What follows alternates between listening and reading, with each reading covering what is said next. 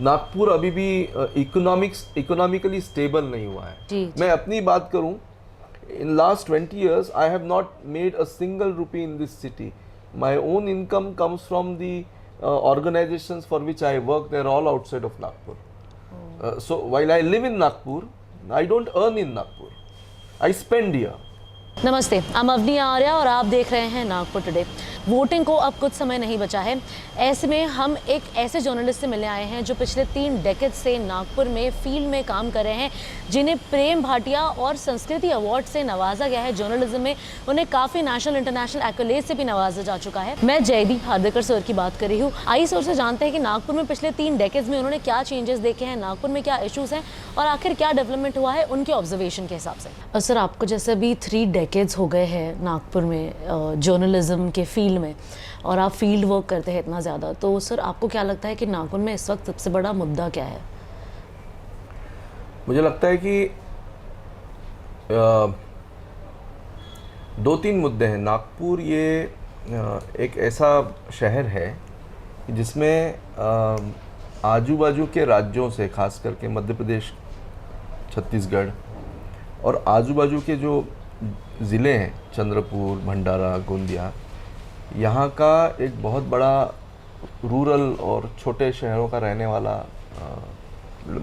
वाले परिवार यहाँ पढ़ाई के लिए, काम के लिए और क्या कहते हैं, हेल्थ सर्विसेज के लिए यहाँ आते हैं। पिछले 10-15 साल से, या मैं कहूँ 2 दशकों से, नागपुर शहर में कोई एक ऐसा सेक्टर नहीं है जिसमें प्रोडक्टिव सेक्टर यानी मैन्युफैक्चरिंग सेक्टर बढ़ नहीं पाया है, जिसमें लोगों को एक शाश्वत तरीके से नौकरियां मिलें। तो नागपुर अभी भी सर्विस इकोनॉमी पे है। सर्विस सेक्टर में लोग आते हैं, इंश्योरेंस है, हेल्थ है, एजुकेशन है, छोटी सर्विसेज है, इसमें ही बहुत लोग अपनी नौकरी ढूंढते हैं। और नागपुर में 1/3 से ज़्यादा जो नागपुर की आबादी है वो स्लम्स में रहती है। तो ये लोअर मिडिल क्लास या पॉवर्टी लाइन के नीचे के लोग हैं। नागपुर शहर में आप पिछले 10-15 साल में मैंने ये भी देखा है कि एक बहुत बड़ी संख्या जो है वो रास्तों पे अपना, जिसको हम सेल्फ एम्प्लॉयड बोलेंगे, वेंडर बोलेंगे, पान ठेले वाले चलाने से लेकर के, चाय के ठेलों से लेकर के सब्जी बेचने वालों के लोग, इनकी भी तादाद बड़ी है। नागपुर शहर में ट्रेडिंग भी होता है, ये ट्रेडिंग का भी शहर है।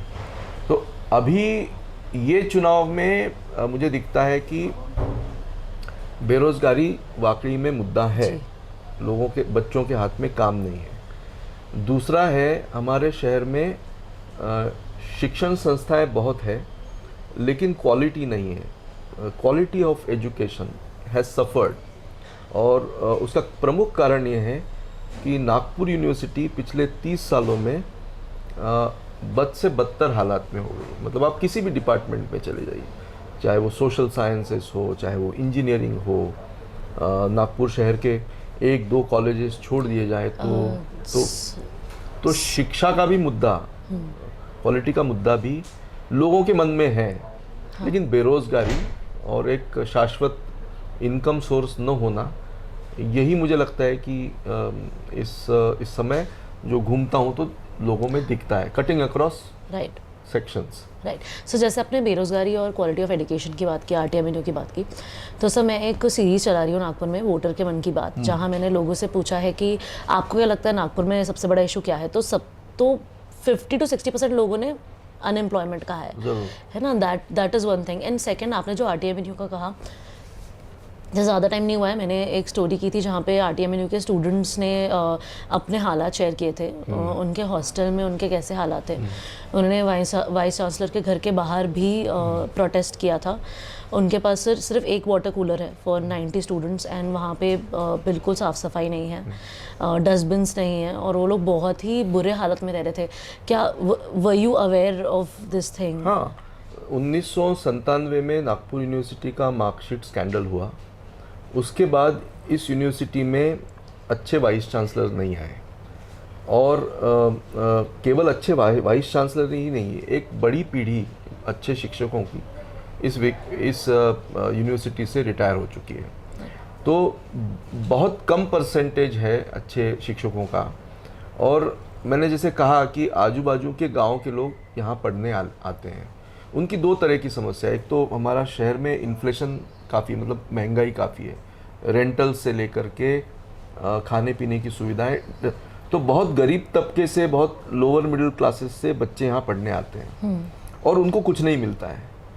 तो मार्केट में नौकरियों के लिए अगर आपने शिक्षा हासिल की है, डिग्री हासिल की है, लेकिन अगर आपको आता जाता कुछ नहीं और आप बाहर जाकर के बड़े शहरों में काम नहीं कर सकते, तो दो तरह के ट्रेंड्स नागपुर में हैं। और ये अभी का नहीं है, ये पिछले 2 दशकों के ट्रेंड है। एक तो नागपुर का जो क्रीम है बच्चों का, वो नागपुर छोड़ के जा रहा है, तो ड्रेन हो रहा है। अच्छा जो वर्कफोर्स है वो बाहर चला जा रहा है। और जो स्ट्रगल कर रहा है, भाषा नहीं आती है, सोशल स्किल्स नहीं है, प्रोफेशनल स्किल्स नहीं है, ये सारे लोग नागपुर में काम कर रहे हैं और उनके लिए हमारी यूनिवर्सिटी में सिस्टम नहीं है। तो आप देखिए कि पूना, बंगलोर, हैदराबाद में स्टार्टिंग सैलरी जो होती है, एक तो वहाँ अपॉर्चुनिटीज़ ज़्यादा है, तो यहाँ से जब जाते हैं तो स्टार्टिंग सैलरी वहाँ जो नौकरी में मिलती है उसमें, और नागपुर में जो स्टार्टिंग सैलरी है उसमें ज़मीन आसमान का अंतर है। जी। मतलब मनरेगा पे कई बार ज़्यादा लोग आमदनी कमा सकते हैं, यहाँ कमाते नहीं। अभी यहाँ बहुत युवा तो गार्ड्स बने हुए हैं, सिक्योरिटी गार्ड्स हैं, या फिर उसमें अगर शर्म आ रही है तो वो अपना सब्जी का ठेला लगा लेंगे या चाय का ठेला लगा लेंगे। जी सर, मुझे अभी फील्ड में कुछ लोगों ने बोला कि मैं इंजीनियर हूँ और मुझे 15 से 20 हज़ार सैलरी है। हाँ। तो इसीलिए सर यूथ नागपुर छोड़ के बाहर जा रहा है। यस, अच्छा यूथ, मतलब हाँ, जिसको बाहर अपॉर्चुनिटी है और जिसके पास स्किल्स है। और इसकी तरफ 2 दशकों से ज़्यादा समय हो गया है कि हमारे शहर में कोई प्रोडक्टिव इन्वेस्टमेंट नहीं आया है मैन्युफैक्चरिंग में या इसमें, जिसके वजह से शहर की इकोनॉमी बढ़े।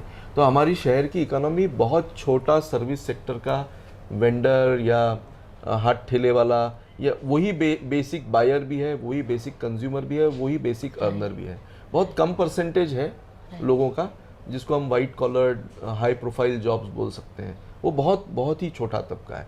तो हमारी इकोनॉमी जो है शहर की वो बहुत ज़्यादा भूषणावह नहीं है। पर कैपिटा अगर हम इनकम देखें तो उसमें भी बहुत इनइक्वालिटी हमको दिखेगी। हाँ सर, रिसेंटली नागपुर में एनवायरमेंटलिस्ट्स ने भी काफ़ी आवाज़ उठाई थी, जिसमें उन्होंने कहा था कि नाग नदी की अभी सफाई की बात काफ़ी सुर्खियों में चल रही है कि हम अंबाजरी टू अम्बोरा मतलब बोट का सफ़र दें। हाँ यस, वो सब चल रहा है। तो सर उसमें अभी रिसेंटली एनवायरमेंटलिस्ट्स ने सामने आके कहा था कि जो STPs लगे हैं, जो सीवेज ट्रीटमेंट प्लांट्स वगैरह लगे हुए हैं, तो उसमें सर जो क्लीन होता है सिर्फ 10% क्लीन होता है, बाकी 90% वैसे, और जो भी जो 10% क्लीन होता है वो 90% जो खराब पानी उसी में छोड़ा जाता है। हाँ, तो sir this is a huge problem. Can you like, क्या आपको इस बारे में कोई नॉलेज है?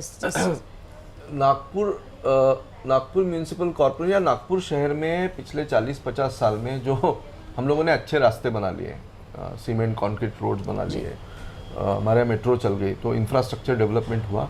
लेकिन इस इंफ्रास्ट्रक्चर की क्या सही में हमको ज़रूरत थी या हम कुछ दूसरा रास्ता इख्तियार कर सकते थे, उस पर चर्चा नहीं हुई, क्योंकि वो किसी का निर्णय था ऊपर से और वो निर्णय को लागू किया गया। वास्तविक इस शहर में सीवेज सिस्टम ही नहीं है। मतलब नागपुर म्यूनिसिपल कॉरपोरेशन को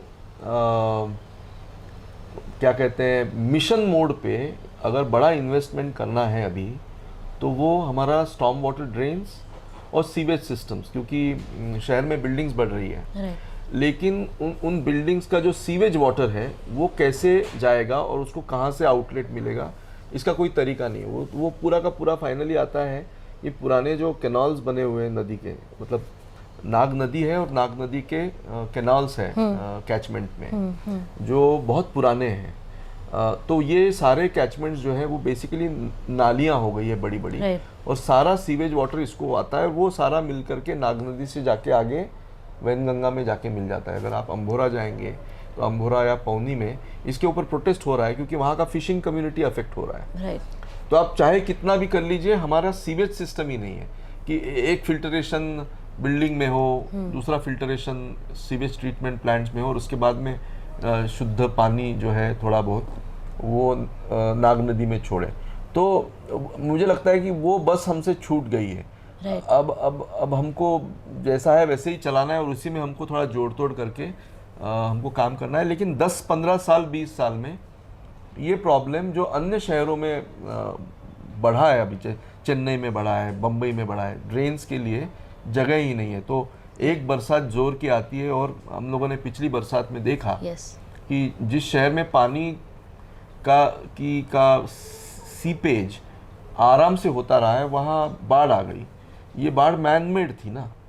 ये बाढ़ क्या दर्शाती है कि हमारे लोगों की भागीदारी नहीं है अपने शहर के प्लानिंग में, और भागीदारी कोई चाहता भी नहीं है। तो वोट तो दूर की बात है, पहले हम अपना नाली और नाली में जाने वाला पानी ही ठीक ठाक कर लें तो भी बहुत बड़ी बात हो जाएगी। हमारे यहाँ सीवेज सिस्टम ही नहीं है जी। और अब हम लोगों ने कंक्रीट रोड्स बना लिए, अब उसको कैसे तोड़ फोड़ करके एक सीवेज सिस्टम हम बनाएंगे। राइट। सो लोगों का ये भी कहना था कि, और हमने हमारा शहर का ग्रीन कवर भी बहुत तोड़ा है। This city used to be called as one of the greenest cities in the country.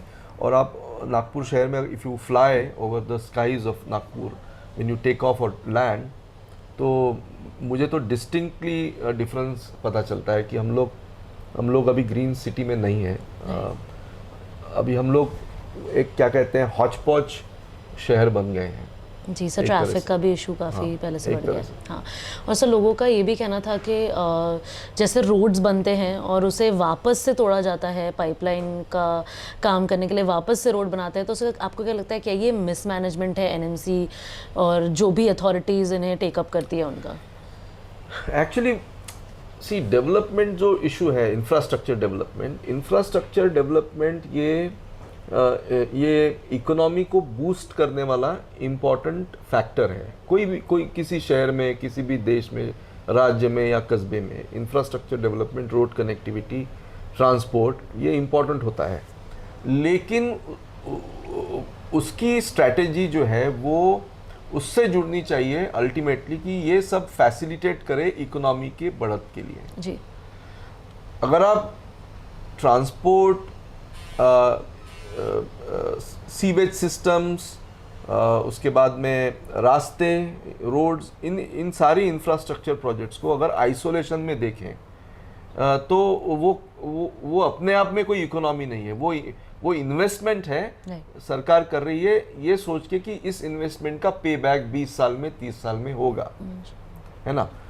तो रियल एस्टेट का प्राइस बढ़ाने के लिए अगर हम इसका इस्तेमाल करते हैं तो वो इकोनॉमिक हाराकीरी होगी या बेवकूफ़ी होगी कि मेरे घर के सामने अब सीमेंट का रास्ता बन गया है, तो अब मेरे फ्लैट को मुझे बेचना है, तो आज उसकी प्राइस 20 लाख है, अब मैं उसको 40 लाख में बेचूंगा। ये बबल इकोनॉमी, वो 40 लाख एक बबल इकोनॉमी क्रिएट करता है।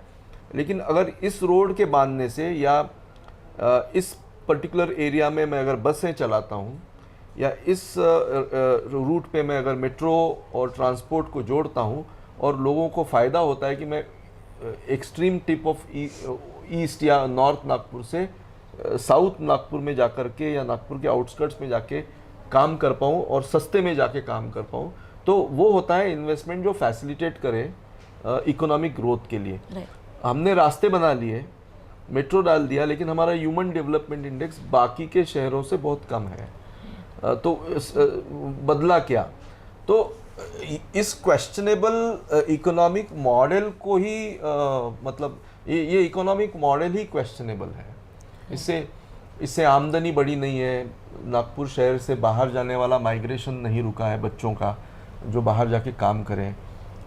इससे छोटा ट्रेडर, छोटा वेंडर, इसकी इकोनॉमी में कोई ग्रोथ नहीं, क्योंकि खर्चा करने वाले और आमदनी करने वाले लोग ही उतने हैं, वो बास्केट नहीं बढ़ पा रहा है। Right.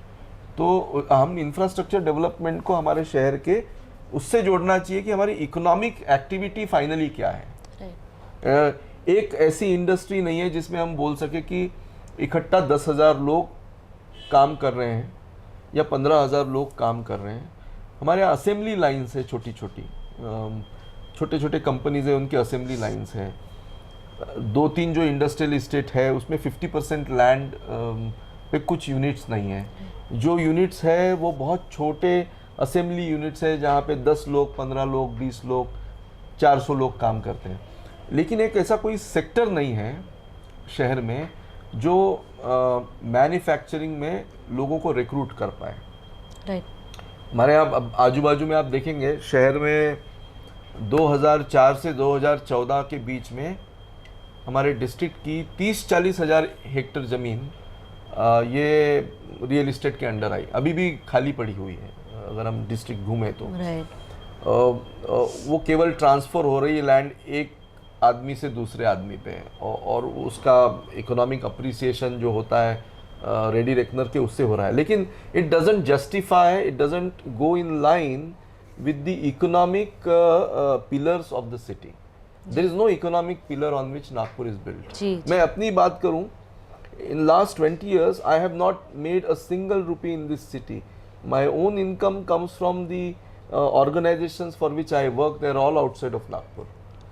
So while I live in Nagpur, I don't earn in Nagpur.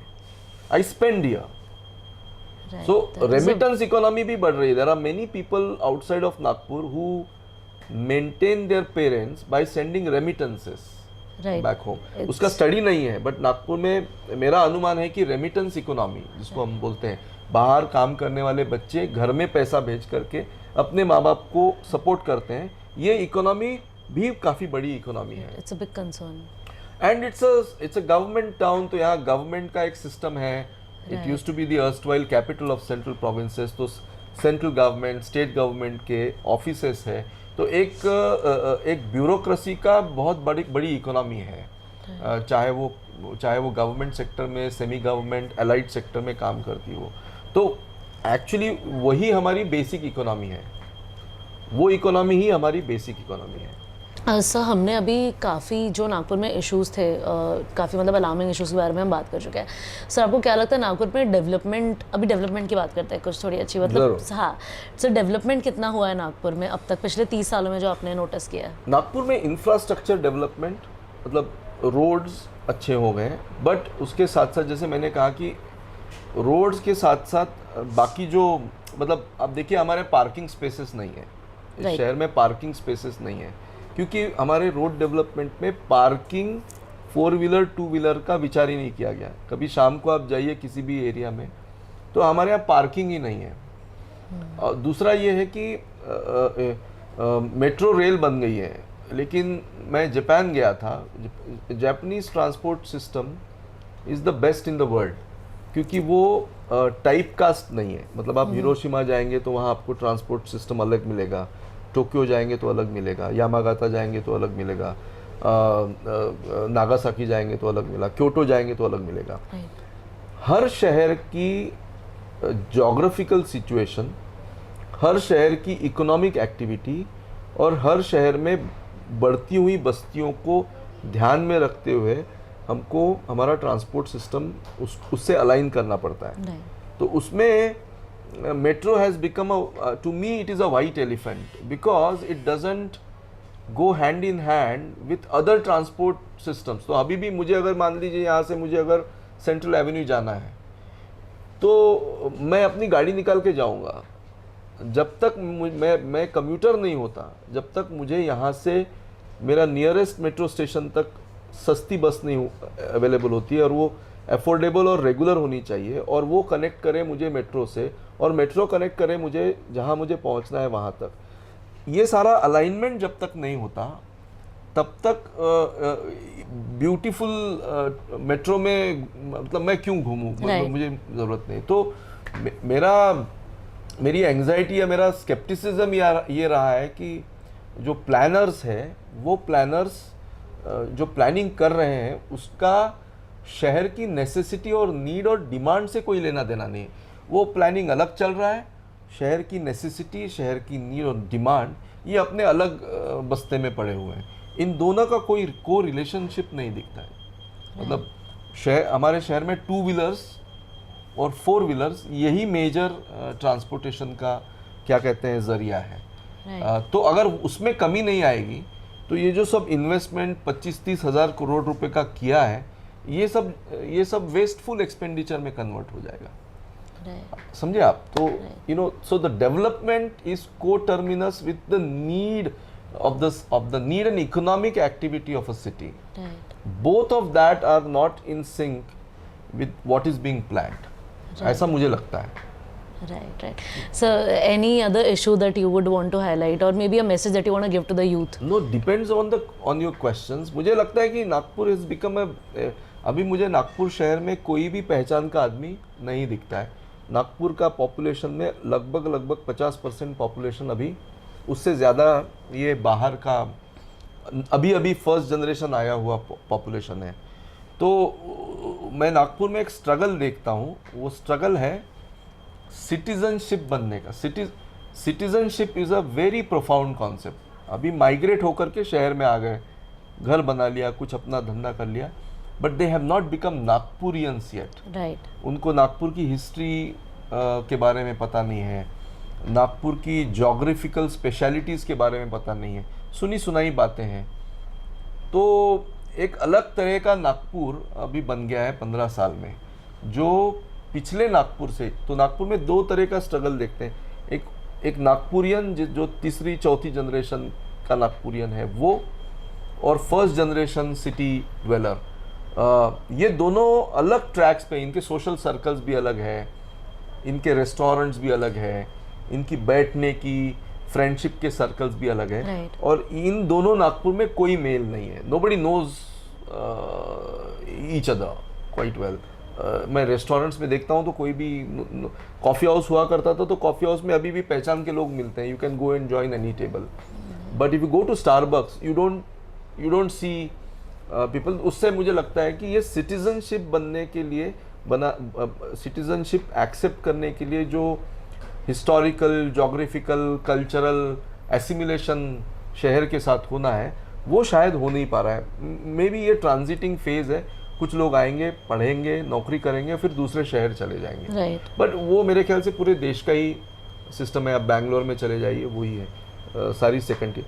हमारा इशू ये है कि नागपुर अभी भी इकोनॉमिकली स्टेबल नहीं हुआ है। यहाँ कौन सा सेक्टर, कौन सा मैन्युफैक्चरिंग, क्या एक ऐसी चीज़ हो जिसमें लोग एक स्टेबल एम्प्लॉयमेंट भी पाएँ और एक एंसिलरी भी डेवलप हो जिसमें नागपुर के काफ़ी सारे लोग उसमें इकोनॉमिक अपने वेलबींग के लिए जुड़े। वो नहीं हो पा रहा है। राइट सर, काफ़ी ही वैल्यूएबल और काफ़ी अच्छा इंसाइट मिला है आपके थ्रू, मतलब नागपुर और आपके जो एक्सपीरियंस से आपने बताया है। Thank you so much for joining sir. Thank most you. Welcome. Thank you very much.